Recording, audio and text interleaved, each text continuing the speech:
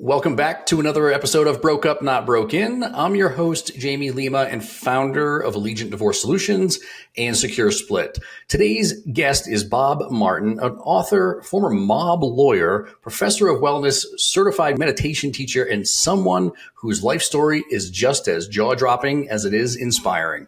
Bob went from navigating the high-stakes legal world of Miami's cocaine cowboy era to becoming the mindfulness coordinator at Elon University. Along the way, he survived a painful divorce, battled addiction, and rebuilt his own life from the inside out. With a JD, MSW, and multiple meditation certifications, Bob now brings mindfulness and emotional mastery to at-risk youth, Fortune 500 leaders, and today to all of us. We're going to talk about how to use mindfulness not just for survival, but as a discipline to rebuild your finances, your relationships, and your identity after loss. So buckle up, grab a cup of coffee or your beverage of choice. Let's once again get you both personally and financially empowered. Bob, it's so great to have you with us here today. Thanks for having me. This is such a privilege to talk to folks who, are facing these kinds of issues and to be able to contribute a little bit of what I've experienced and gone through. Yeah, you've been around the block and then some, man. So we can go in a lot of different directions with this conversation. But maybe we just start off with your own experience with divorce and how that really shaped your outlook on things and I guess you as a person. Yeah, it was miserable, I guess is the best way to describe it. My ex was drinking, and when she wasn't drinking, we could make some progress moving forward. And then when she was, it would fall apart. And we're engaged in that fight, and it was a fight for several years. And one of the things that I certainly came to know, and even as a lawyer, I can say this with great confidence, that not every lawyer's mindset is the same. There are a lot of, not let's say a lot, there are divorce lawyers out there that simply are employed because they have a reputation for having fangs. And when the client is full of retribution and anger, they'll look for a lawyer that's going to be tough and get every last penny out of the other side.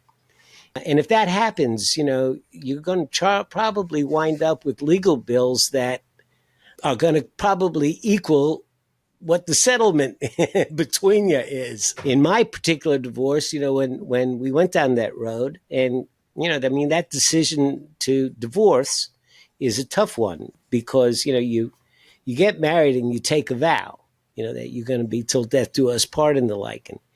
And then there comes just a time when you have to renegotiate that vow because it's just not working out. There's more harm that's coming out of the relationship than help. And so, that decision gets made. I had a lawyer who was both my friend and somebody I had great confidence, was a great lawyer, and he was very bargain oriented.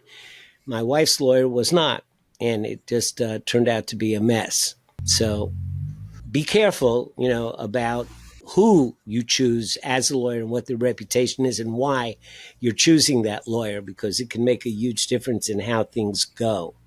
That's not to say that, competency has anything to do with it, but it really, in this area of the law, where the person's mindset, where the lawyer's mindset is, and where the client's mindset is, and what they want out of the case may not be necessarily reasonable.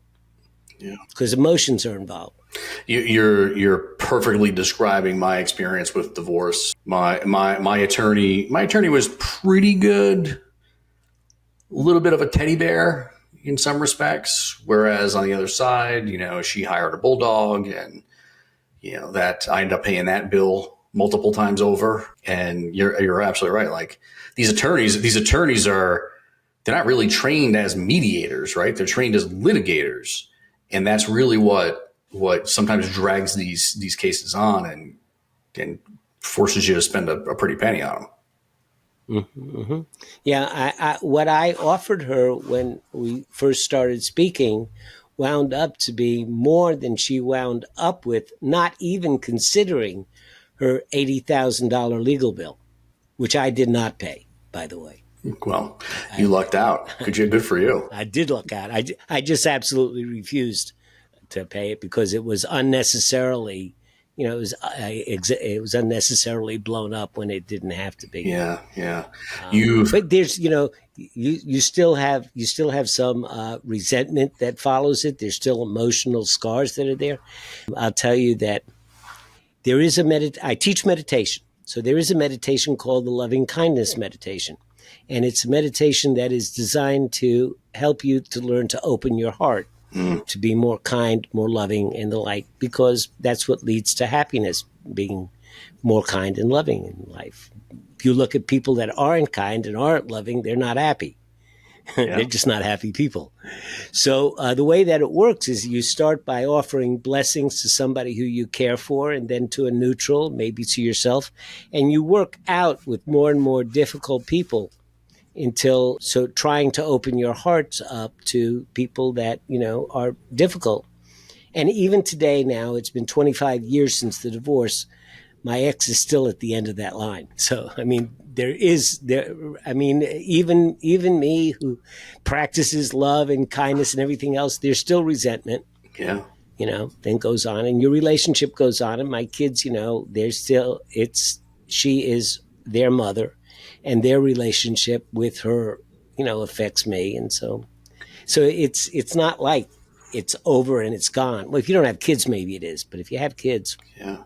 Kids is a huge aspect of divorce, and how we deal with our what our relationships are like with the kids during divorce, and what their experience is like, and so on and so forth. So, like, I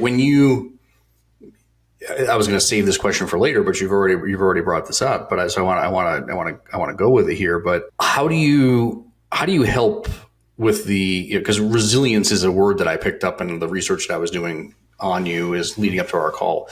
And it's a word that comes up in a lot of these conversations, the resilience, and like one foot in the front of another. You just got to get through it.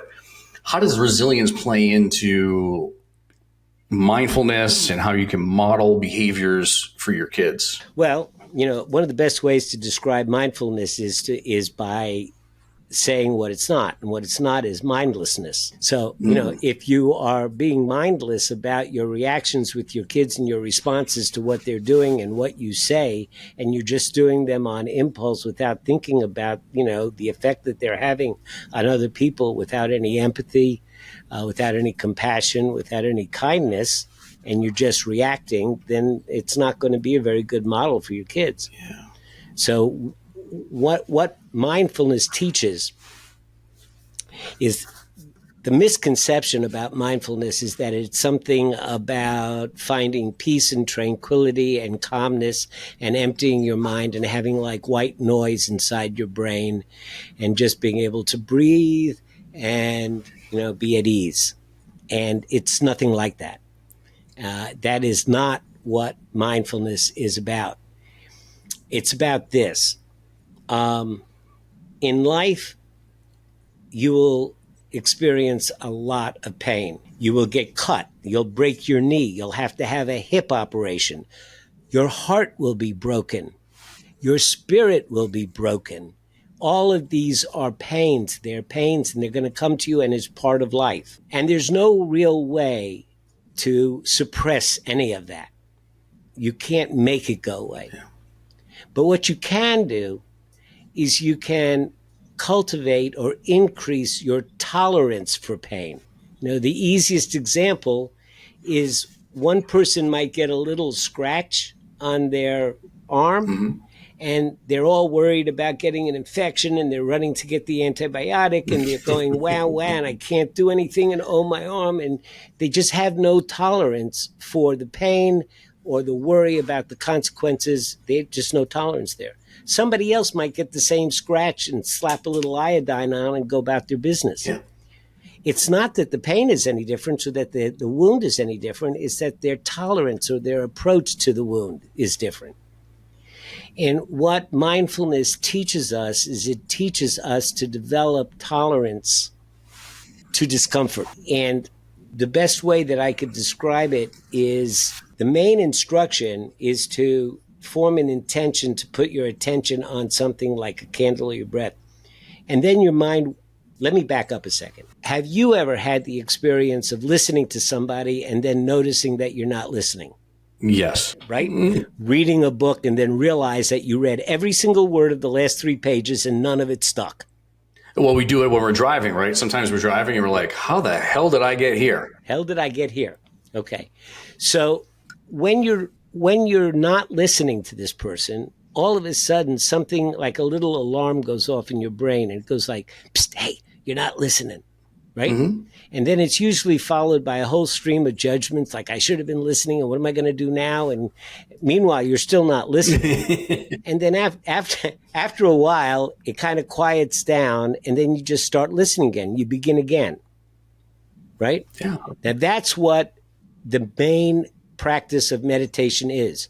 You say you're going to put your attention on the candle, your mind wanders away, your mind goes, psst, hey, you're not paying attention to the candle. When that occurs, you get what it feels like to wake up from the default mind blah, blah, blah. Your mind's going blah, blah, blah. I should have done this. I got to talk to that guy and da-da-da-da, thinking about a million things. And then all of a sudden you wake up. You go, oh, I'm not paying attention to the candle. Now, most people would kind of give up at that point. They say, oh, I screwed up. I'm not doing it right. And, this isn't for me. But in meditation, what we say is, no, go back and begin again and put your attention back on the candle and begin again. And then your mind wanders and you notice it and you come back and you begin again. And then your mind wanders and you come back and you begin again. Every time you do that, neuropsychologically, you're creating a neural pathway that says, I can begin again. I can start over. I can get up. It's the same exact neural pathway that gets you back up on the saddle when a horse throws you off. Yeah. Okay. So what you're practicing is developing a habit of persistence, of tolerating discomfort. And that makes you stronger.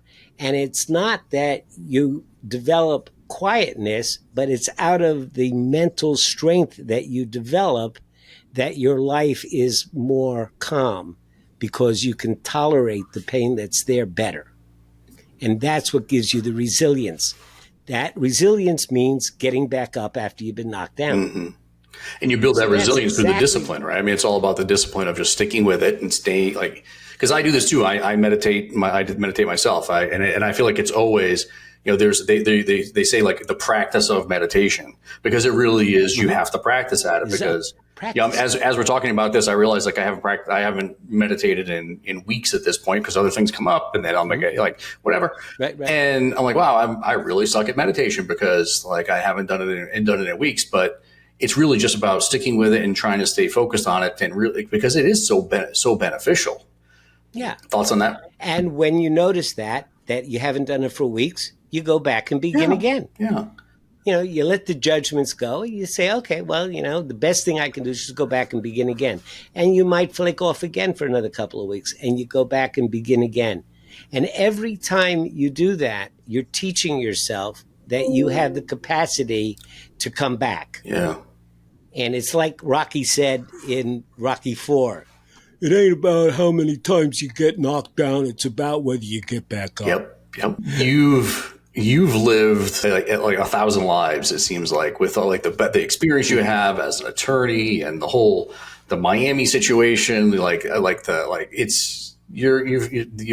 been all over the place. What was that personal? Like, was there a light bulb moment, or was it a series of moments, or like what was that like personal moment in time where you're like, I need to now it has to be all about mindfulness? Was it the divorce, or was it a combination of all those things? No, the divorce didn't come till way later. Okay. The divorce came about because I had already made that pivot, and the woman that I was married to I wasn't the man she married. Neither was, I wasn't the man that she married, and she didn't want the guy that I was. She wanted the guy that I had been. Yeah. The ambitious son of a bitch, go get him kind of guy who really threw myself into my work and didn't bother her too much. Mm-hmm. Now I'm being more mindful. It was just different. The point came, just like it does for so many folks, when I was hitting bottom in Miami. I had mob clients. I was going out with them. I was doing a lot of cocaine. I was drinking a lot. In Miami in those days, Chivas and Coke, Chivas Regal, is a Scotch, Chivas and Coke meant a whole different thing. During the I get it. cocaine cowboy Yeah. days. And I was seeing a therapist, and I had already, by the age 32, I'd already paid off my house. And I was thinking that I was everything. I was arrogant. And I was investing in stuff. I was losing money as fast as I was making it. And I mean, people would walk into my office with $9,000 in cash, maybe twice a day. So it was crazy times. And I was seeing a therapist, and I was going to have to refinance my house. And I asked him, should I do this?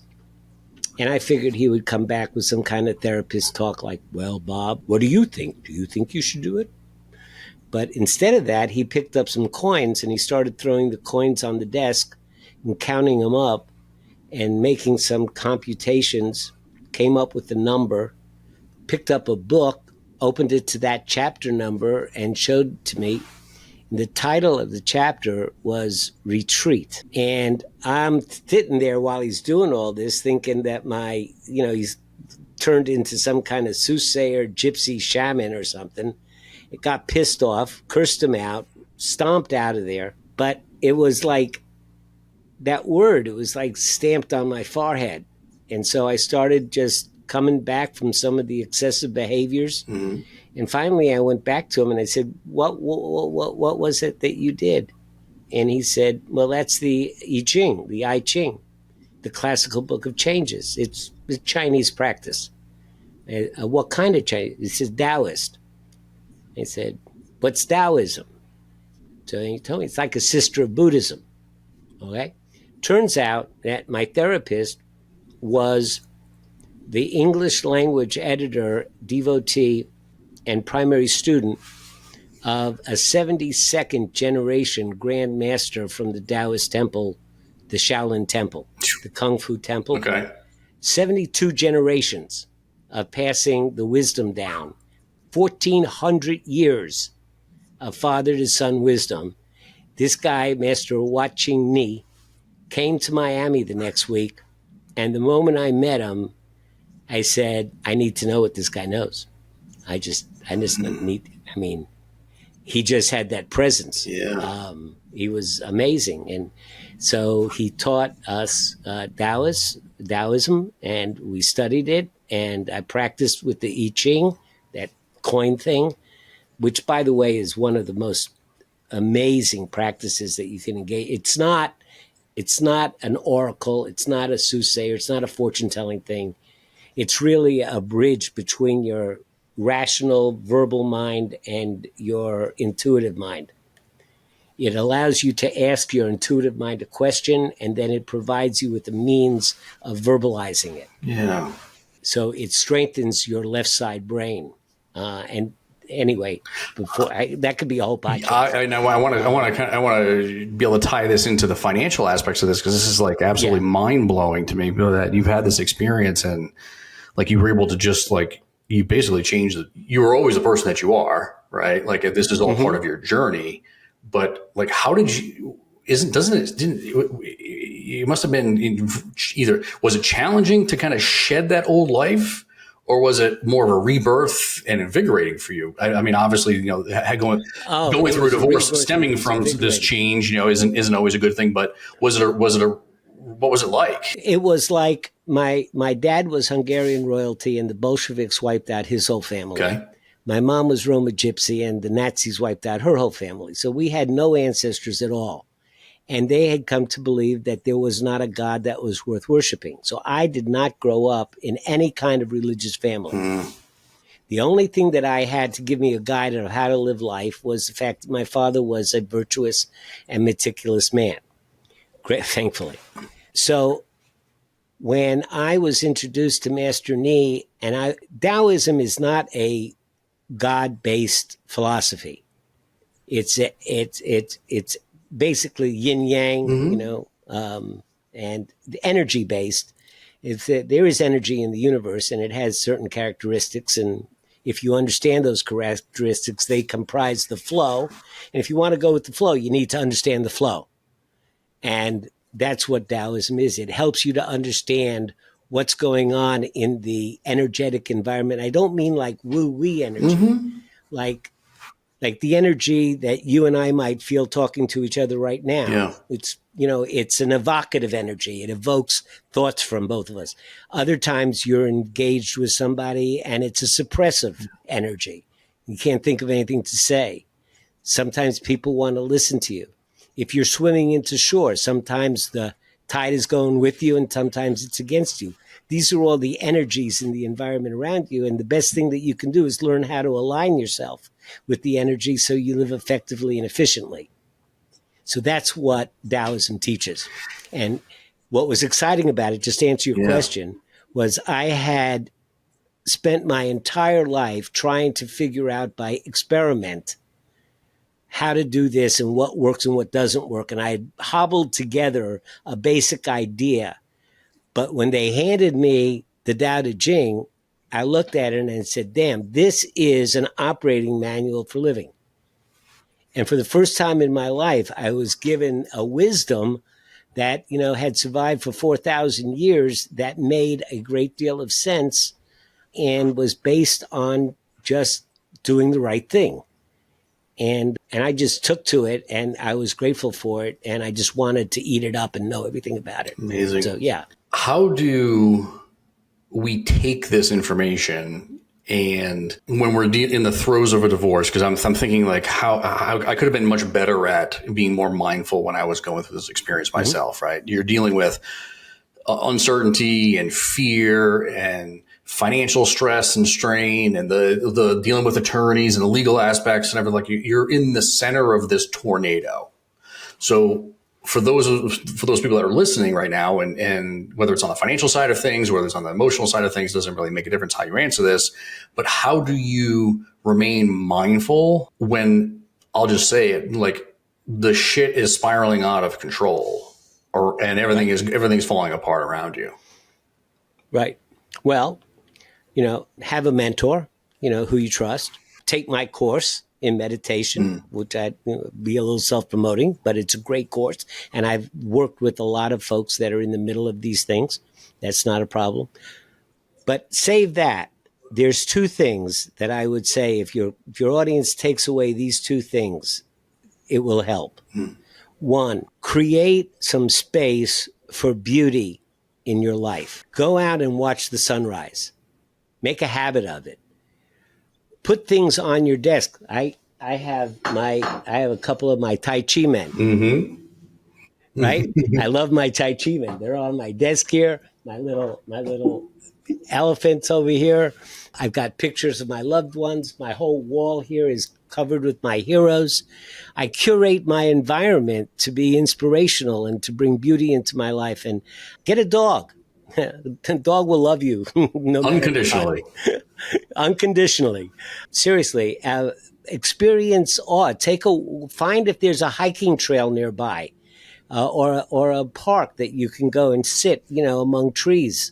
Bring some beauty. Take some time to bring some beauty into your life, because neuropsychologically it makes a huge difference between your left prefrontal and right prefrontal cortex. There's all kinds of science behind it, but forget about that. You just need to make the space for beauty in your life and remind yourself that there are sunrises, that you can go into a church, not for the spiritual, but to look at the crazy lattice and mattice of the stained glass and how the light comes through it and what it makes you feel. You can't ignore that. And it strengthens you. And it reminds you that, these troubles that we're in, they're horrible and they're difficult and they're all of that, but they're not everything. So that's one thing. And the other thing is to remember that you are not your thoughts. We live our lives inside of our thoughts. We are our thoughts. We go up and down in the roller coaster of our emotions, but they are not, even in our language, we say, oh, I had a thought. right? I had a thought. Well, who is the I that had the thought? You are the I that had the thought. It's only a thought. And if you wait 32 seconds, it'll be gone and it's going to be replaced by another thought, and then another thought, and then another thought. You can't buy a carton of milk with a thought. They're just thoughts. You're not your thoughts. And our thoughts control so much of what we do when we live inside of them that we have the ability to step outside and realize that we are so much more than our thoughts. Now, having said that, there's one other little piece. You're not your emotions. Now, what is an emotion? Here's where this can be really, really helpful if you can just, it's like Susan Salzberg says, meditation isn't hard. Remembering to do meditation is hard. And so this is what I'm going to say is not hard. Remembering it is hard. What is an emotion? An emotion is nothing more than a thought combined with a body sensation, a physical sensation. Like if I were to say to you, I love you, and I don't feel a certain tightness or yearning in my heart, in my chest, I don't feel anything in my body when I say it, it's just an intellectual comment. It's nothing more. And if I feel those sensations, but they're not accompanied with the thought, I probably would think I have indigestion.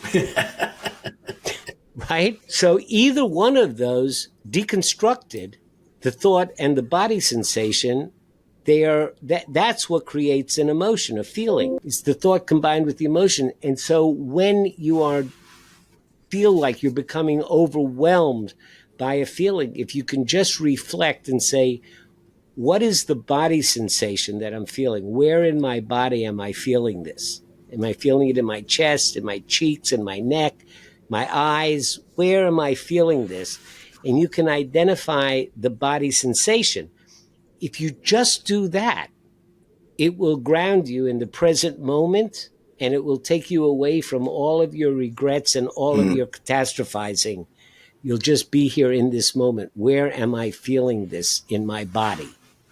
And then what is the exact words that I'm using in my thoughts? And if you just do that little mindful activity, where do I feel this in my body? What are the words that I'm using? By the time you get to where are the words that I'm using, you already will be much calmer.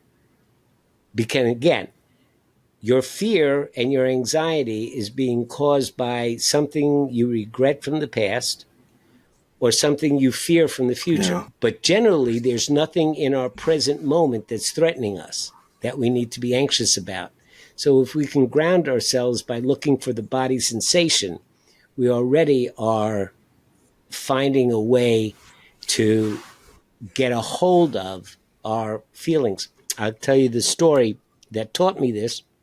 I'm at a retreat, and we're sitting on the mat. We sit 20 minutes, walk 20 minutes, sit 20 minutes, walk 20 minutes, eat lunch silently, a silent retreat, for 4 days. And I'm sitting on the mat, and all of a sudden it just comes to me that this is the cure for the whole world, and meditation's going to fix everything. And we can't spend any more time sitting on this mat. We got to get out there and teach everybody meditation, because once we do that, the world will be at peace and everything will be great. And I just couldn't hold my excitement. So I got up from the mat and I went to where the teachers were holed up in their room, and I knocked on the door, and the teacher comes out. Yes, Bob. Said, meditation, this is it, man. We got to do something. We got to get out there and teach everybody. We got, I'm going on. And she goes, okay. So you're having some thoughts. And I go, yes. I'm having lots of thoughts. And she goes, and you're having some body sensations. I go, yes, I'm having body sensations. She goes, so you're having thoughts and you're having body sensations. And I go, oh, yeah, I'm having thoughts and I'm having body sensations. I say, yeah. So I go, back on the cushion? She goes, yeah. And so when you are familiar with some of these truisms about how we as human beings act, and you find that there are ways that you can be more in control of these things which previously thought controlled you. Because the truth of the matter is that we are an animal that evolved for very primitive circumstances, and we are not adapted to the modern world.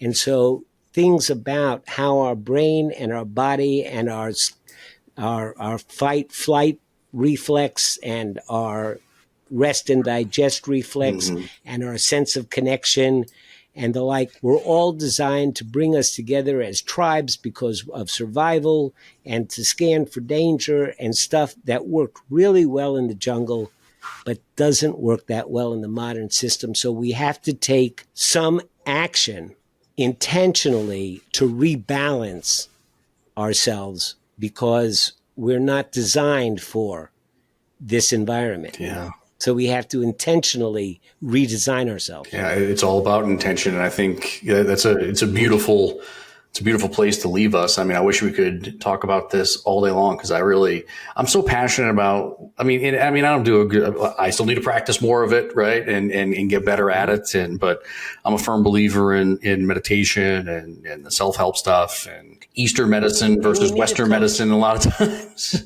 Yeah, and you need a coach. Yeah, I started and it was fits and starts for years until I got a coach. And then all of a sudden it was off to the races. Yeah. Well, thank you for your time today. Happy and to be here. For your vulnerability, your wisdom, your commitment to transformation, like all of it resonates with everything you're saying. And I think, in general, I think your story just reminds us that no matter where we are in life and what we're going through if you can maintain that presence, right. And that intention, then you can get through anything. And for those people that are listening, like I can't talk enough about that self-help component of this because we often, even in my own situation, I relied on my attorney to get me through my divorce. And even as a financial professional at that time, I made mistakes in my own divorce, but I was like, I've got it all handled. But I let some of the self-help stuff go, and I can't say more about how important it is. So listeners, pay attention to this conversation. And if you want to learn more about Bob and his work, including his books and courses, you can visit his website at awiseandhappylife.com. We're going to make sure you have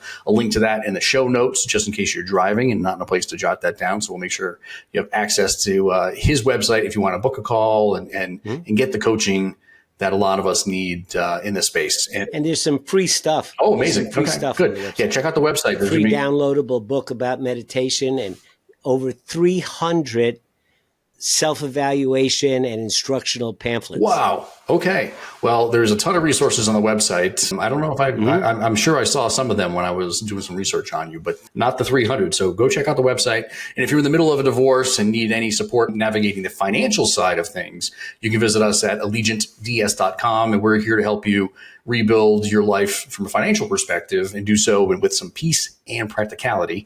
Don't forget to subscribe to Broke Up Not Broken for more episodes just like this that blend the emotional healing with financial empowerment. Until next time. Love it.